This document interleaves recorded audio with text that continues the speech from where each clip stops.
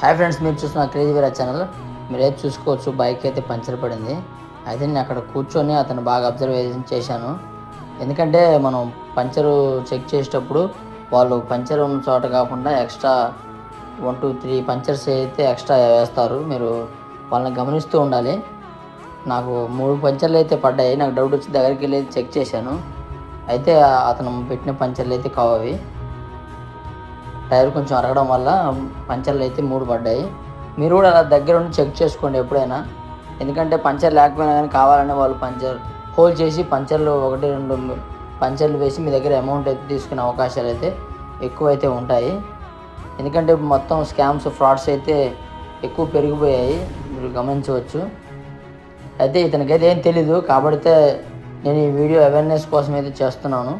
మీరు తప్పుగా అయితే అనుకోమాకండి. ఇలాంటి వీడియోలు మీకోసం వస్తూనే ఉంటాయి. ప్లీజ్